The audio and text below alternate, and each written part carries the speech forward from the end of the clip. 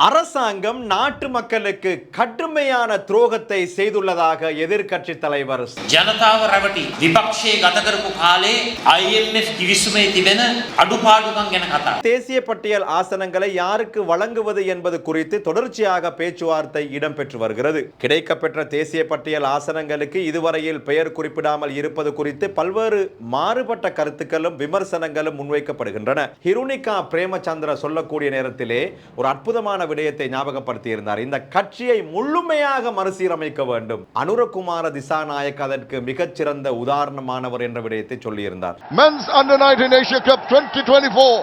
This is their reputation. They are the defending champions.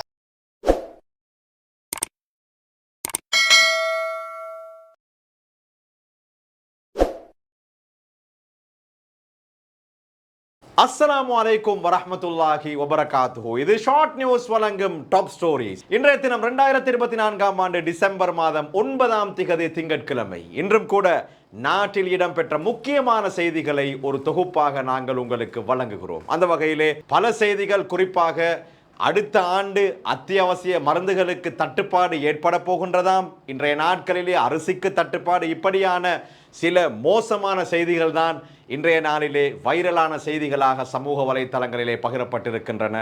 அந்த வகையிலே முதலாவதாக நாங்கள் வழங்க போகும் செய்தி, அடுத்த ஆண்டு அத்தியாவசிய மருந்து பொருட்களுக்கு தட்டுப்பாடு ஏற்படும் என்ற ஒரு எச்சரிக்கை வழங்கப்பட்டிருக்கிறது. அடுத்த ஆண்டு நாட்டின் சுகாதார கட்டமைப்பில் அத்தியாவசிய மருந்துகளுக்கு தட்டுப்பாடு ஏற்படக்கூடிய வாய்ப்பு உள்ளதாக மருத்துவ மற்றும் சிவில் உரிமைகளுக்கான மருத்துவர்கள் சங்கங்களின் கூட்டமைப்பு தெரிவித்துள்ளது. மருந்துகளை இறக்குமதி செய்வதற்கான சரியான கொள்முதல் நடைமுறையை பின்பற்றாததன் காரணமாக இந்த நிலைமை ஏற்படக்கூடும் என தெரிவிக்கப்படுகிறது. வழமையாக புதிய வருடம் ஒன்று ஆரம்பிக்கும் போது சுகாதார அமைச்சினால் குறித்த வருடத்திற்கான மருந்துகளுக்கான மதிப்பீட்டறிக்கை தயாரிக்கப்பட்டு கொள்வனவுக்கான வேண்டுகோள் விடுக்கப்பட வேண்டும். எவ்வாறாயினும் கடந்த அரசாங்கத்தின் பலவீனம் மற்றும் கடந்த காலங்களில் சுகாதாரத்துறையின் அதிகாரிகள் பலர் கைது செய்யப்பட்டமையினால் தற்போது மருந்து ஒழுங்குபடுத்தல், கொள்வனவு மற்றும் விநியோகம் ஆகிய செயற்பாடுகளில் பாரிய பின்னடைவு ஏற்பட்டுள்ளது. இதன் காரணமாக மருத்துவ விநியோக பிரிவின் தரவுகளுக்கு அமைய அடுத்த ஆண்டில் பாரிய அளவில் மருந்து தட்டுப்பாடு ஏற்படக்கூடிய நிலை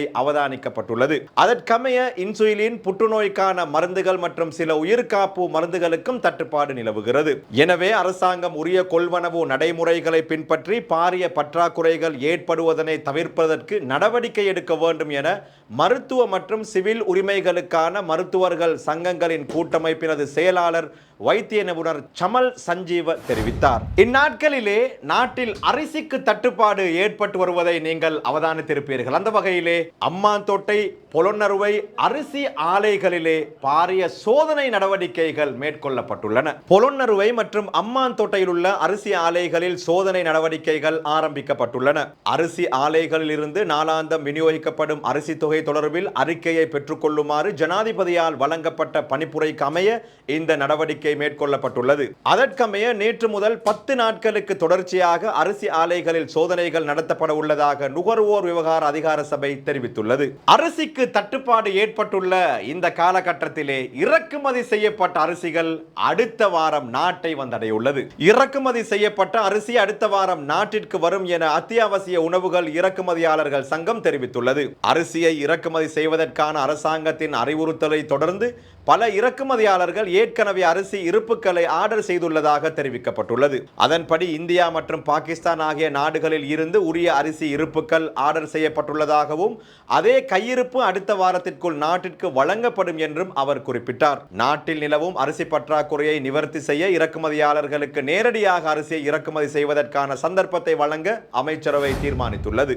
அரசாங்கம் நாட்டு மக்களுக்கு கடுமையான துரோகத்தை செய்துள்ளதாக எதிர்க்கட்சி தலைவர் சஜித் பிரேமதாச குற்றம் சாட்டியுள்ளார். பெரும் மக்கள் ஆணையையும் கூடிய ஆசனங்களையும் பெற்று பாராளுமன்ற வரத்தை பெற்றுக்கொண்ட தற்போதைய அரசாங்கம் தொடக்கத்தில் சர்வதேச நாணய நிதியத்தின் இணக்கப்பாடு குறித்து மக்களுக்கு அளித்த வாக்குறுதிகளை மறந்துவிட்டு ஜனாதிபதி ரணில் விக்ரமசிங்கவின் அரசாங்கத்தினால் முன்னெடுத்து வரப்பட்ட சர்வதேச நாணய நிதியத்தின் கொள்கைகளையே தொடர்ந்து முன்னெடுத்து வருகின்றது என எதிர்க்கட்சி தலைவர் சஜித் பிரேமதாச தெரிவித்தார். பாராளுமன்ற உறுப்பினர் காவிந்த ஜெயவர்தன தலைமையில் நீர்கொழும்பு பிரதேசத்தில் நேற்று ஞாயிற்றுக்கிழமை இடம்பெற்ற மக்கள் சந்திப்பில் கலந்து கொண்டு உரையாற்றும் போதே ஐக்கிய மக்கள் சக்தியின் தலைவரும் எதிர்க்கட்சி தலைவருமான சஜித் பிரேமதாச இவ்வாறு தெரிவித்தார். பெரும் மக்கள் ஆணையை கூட்டணியையும் கூடிய ஆசனங்களையும் பெற்று பாராளுமன்ற வரத்தை பெற்றுக்கொண்ட தற்போதைய அரசாங்கம் தொடக்கத்தில் சர்வதேச நாணய நிதியத்தின் இணக்கப்பாடு குறித்து மக்களுக்கு அளித்த வாக்குறுதிகளை மறந்துவிட்டு ஜனாதிபதி ரணில் விக்ரமசிங்கவின் அரசாங்கத்தினால் முன்னெடுத்து வரப்பட்ட சர்வதேச நாணய நிதியத்தின் கொள்கைகளையே தொடர்ந்து முன்னெடுத்து வருகிறது. இது கடும் துரோக செயலாகும், மக்களை ஏமாற்றும் செயலாகும். எதிர்க்கட்சியில் இருந்தபோது சர்வதேச நாணய நிதி ஒப்பந்தத்தில் உள்ள குறைபாடுகளை பேசினர். அதனை சரி செய்து புதிய ஒப்பந்தத்துக்கு செல்வதாக மக்கள் மத்தியில் வாக்குறுதி அளித்தனர். ஆனால் அதிகாரத்திற்கு வந்த பின்னர் அந்த வாக்குறுதிகளை மீறியுள்ளனர் என்று தெரிவித்தார். අපි දකිනවා මේ ක්‍රියාව බරපතල පාවාදී ජනතාව රැවටි විපක්ෂයේ ගත කරපු කාලේ IMF කිවිසුමේ තිබෙන අඩුපාඩුකම් ගැන කතා. ඒ අඩුපාඩුකම් නිවැරදි කරනවායි. අලුත් කිවිසුමකට යොමු වෙනවායි. බලයට ආපු හැටි කරේ ඒ දුන්නු පොරොන්දු ටික කඩ. தேசிய பட்டியல் விவகாரத்தில் தீர்மானம் எடுப்பது கஷ்டமான ஒரு விடயமாக இருக்கிறதாம். யார் சொல்கிறார் தெரியுமா? திஸ்ஸ அத்தநாயக்க. தேசிய பட்டியல் விவகாரத்தில் உறுதியான தீர்மானம் எடுப்பது கடினமாக உள்ளது. தேசிய பட்டியல் குறித்து இதுவரை இறுதி தீர்மானம் ஏதும் எடுக்கப்படவில்லை. தொடர்ந்து பேச்சுவார்த்தையில் ஈடுபட்டுள்ளோம்.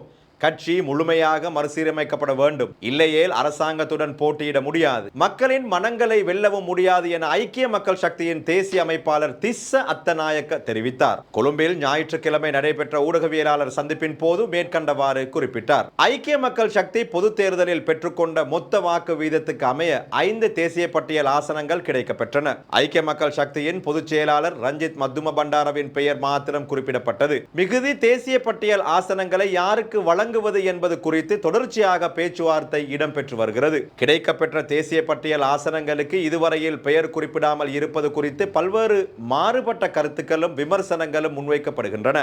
ஐக்கிய மக்கள் சக்தியின் பக்கம் பல பிரச்சனைகள் காணப்படுகின்றன. ஐக்கிய மக்கள் சக்தியுடன் பல அரசியல் கட்சிகள் ஒன்றிணைந்துள்ளன. கூட்டணி என்ற அடிப்படையில் பல இணக்கப்பாடுகள் ஏற்றுக்கொள்ளப்பட்டுள்ளன. தேசிய பட்டியலுக்குள் உள்வாங்கப்பட வேண்டிய முக்கியமான நபர்களும் உள்ளனர். அத்துடன் மேலும் சிலர் தேசிய பட்டியலுக்காக கோரிக்கை விடுத்துள்ளனர். ஆகவே இவ்விடயங்கள் அனைத்தையும் ஆராய வேண்டும். இவ்வாறான பின்னணியில் தேசிய பட்டியல் விவகாரத்தில் உறுதியான தீர்மானம் எடுப்பது கடினமாக உள்ளது. ஆகவே தேசிய பட்டியல் குறித்து இதுவரை இறுதி தீர்மானம் ஏதும் எடுக்கப்படவில்லை. தொடர்ந்து பேச்சுவார்த்தையில் ஈடுபட்டுள்ளோம். ஆகவே வெகு விரைவில் உறுதியான தீர்மானத்தை எடுக்க வேண்டும். தாமதப்படுத்தாமல் தீர்மானம் எடுக்க வேண்டும் என்பதையே வலியுறுத்துகிறேன். இல்லையேல் மக்கள் விமர்சிப்பார்கள். ஐக்கிய மக்கள் சக்தி மற்றும் ஐக்கிய மக்கள் கூட்டணி முழுமையாக மறுசீரமைக்கப்பட வேண்டும். கடந்த காலங்களில் கடைபிடித்த கொள்கைகள் மற்றும் செயற்பாடுகள் காரணமாகவே ஜனாதிபதி தேர்தலிலும் பொது தேர்தலிலும் பின்னடைவை எதிர்கொள்ள நேரிட்டது என்பதை முழுமையாக ஏற்றுக்கொள்கின்றோம். மக்களின் மனங்களை வெல்லக்கூடிய வகையில் கட்சியை மறுசீரமைக்க வேண்டும். ஐக்கிய தேசிய கட்சியுடன் மீண்டும் ஒன்றிணைய வேண்டும் என்று ஒரு சிலர் வலியுறுத்துகிறார்கள். இவை அனைத்தும் நிறைவேற வேண்டும் என்ற நிலைப்பாட்டில் உள்ளேன். அனைவரும் ஒன்றிணைய வேண்டும், இணக்கமாக செயற்பட வேண்டும், மறுசீரமைப்புகளை முன்னெடுக்க வேண்டும்.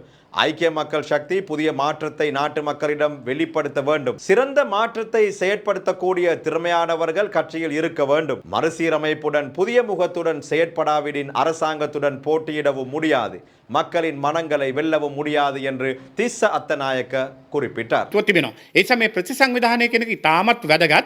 මොකද නව මුහුණුවරකින් සමගි ජන සන්ධානයේ හැටියට අපි මුහුණ නොදුන්නොත් වත්මන් ආණ්ඩුව එක්ක අපිට තරඟ කරන්න වත්මන් ආණ්ඩුව එක්ක මේ ආකාරයෙන් හැප්පිලා අපේ ජයග්‍රහණය ලබා ගන්න සහ මහජන විශ්වාසය දිනා ගන්නකොට අපිට යම් යම් බාධාවන් ඇති වෙන්න පුළුවන්. உங்களுக்கு ஞாபகம் இருக்கும், பாராளுமன்ற தேர்தலுக்கு முன்னால் நாங்கள் கபீர் ஹஷீமோடு ஒரு நேர்காணல் செய்திருந்தோம். அவர் அதன் போது மிக தெளிவாக சொல்லியிருந்தார், எங்களுடைய கட்சியின் தோல்விக்கு பிரதான காரணம் நாங்கள் இன்னும் பழமைவாதத்திலே இருக்கின்றோம், கட்சி மறுசீரமைக்கப்படவில்லை என்ற ஒரு குற்றச்சாட்டை முன்வைத்திருந்தார். பாராளுமன்ற தேர்தல் வந்தது, அதிலும் ஐக்கிய மக்கள் சக்திக்கு படுதோல்வி. அந்த தோல்விக்கு பின்னால் பலரும் ஊடகவியலாளர்கள் மாநாடுகளை நடாத்தினார்கள். குறிப்பாக ஹிருனிகா பிரேமச்சந்திர சொல்லக்கூடிய நேரத்திலே ஒரு அற்புதமான விடயத்தை ஞாபகப்படுத்தி இருந்தார். இந்த கட்சியை முழுமையாக மறுசீரமைக்க வேண்டும். அனுரகுமார திசாநாயக் அதற்கு மிகச்சிறந்த உதாரணமானவர் என்ற விடயத்தை சொல்லியிருந்தார். இவர்கள் அனைவரும் சஜித் பிரேமதாசவை மாற்ற வேண்டும் என்றுதான் சொல்ல வருகிறார்களா? நீங்களே தீர்மானித்துக் கொள்ளுங்கள். நீண்ட நாட்களுக்கு பின்னால் இன்றைய தினம் மீண்டும் டாக்டர் அர்ச்சுனா பற்றிய ஒரு செய்தியை வழங்குகிறோம். டாக்டர் அர்ச்சுனா பற்றிய ஒரு குற்றச்சாட்டை சிஐடியிலே முன்வைத்த ஒரு சட்டத்தரணி இன்று சிஐடிக்கு அழைக்கப்பட்டிருந்தார். அர்ச்சுனாவுக்கு எதிராக ஏன் இன்னும் விசாரணை நடத்தப்படவில்லை என்று சிஐடிக்கு முன்னால் ஒரு சட்டத்தரணி கேள்வி எழுப்பியிருக்கிறார். அர்ச்சுனா பாராளுமன்ற பேச்சை ஆரம்பிக்கும் போது தமிழ் ஈழம் என்ற 2 வார்த்தைகளை சொல்லித்தான் பேச்சை ஆரம்பிக்கிறார். இவர் ஒரு பாராளுமன்ற உறுப்பினர். நாம் இதற்கு எதிராக முறைப்பாடு செய்தால் எம்மை விசாரணைக்கு அழைக்கிறார்கள். முழு நாட்டுக்கும் தெரிந்த அர்ச்சுனாவை அழைக்காமல் எம்மை அழைத்து என்ன பயன்? ஐக்கியம், சமாதானம், இன ஒற்றுமை இவைகளை சீர்குலைக்கும் அர்ச்சுனாவுக்கு தங்க கரண்டிகளால் உபசாரம் செய்து கொண்டு எம்மை விசாரணைக்கு அழைப்பது பிழையானது. பிரபாகரனின் 10 உருவப்படங்களை போட்டு நினைவேந்தல் நிகழ்வுகள் நடைபெற்றதாக பொதுமக்கள் பாதுகாப்பு அமைச்சர் கூறுகிறார். ஆனால் இதுவரையிலே எந்த நடவடிக்கைகளும் மேற்கொள்ளப்படவில்லை. ඒත් එක්කම ඔහු කියන උතුරු රැගෙන වෙනම රටක් පාර්ලිමේන්තු මන්ත්‍රීවරයෙක් කියන්නේ අපි මේවට විරුද්ධව පැමිණිලි කරලා වෙලා මේවට විරුද්ධව අදාළ ක්‍රියාමාර්ග ගන්න කියලා කිව්වාම අපරාධ පරීක්ෂණ දෙපාර්තමේන්තුවෙන් අපිට එන්න කියනවා. டாப் ஸ்டோரிஸ் நிகழ்ச்சியின் நிறைவாக ஒரு விளையாட்டு செய்தியின் பக்கம் அவதானத்தை செலுத்துவோம். நேற்று இடம்பெற்ற ஆசிய இளையோருக்கான ஒருநாள் சர்வதேச தொடரை பங்களாதேஷ் அணி கைப்பற்றி இருக்கின்றது. பங்களாதேஷ் அணி சாம்பியன் மகுடம் சூடியிருக்கின்றது. அந்த காட்சிகளோடு இன்றைய டாப் ஸ்டோரிஸ் நிகழ்ச்சியில் இருந்து விடைபெற்றுக் கொள்கின்றேன். நன்றி. That wins the match for Bangladesh. They've done it. They're the champions again of the Men's Under-19 Asia Cup 2024. This is their reputation. They are the defending champions and they've done it so clinically. Really enjoying this tussle all day, but eventually Bangladesh win it and they are the champions. வீடியோக்களை miss பண்ணாமல் பார்க்க இன்றே short news YouTube சேனலை subscribe பண்ணுங்கள்.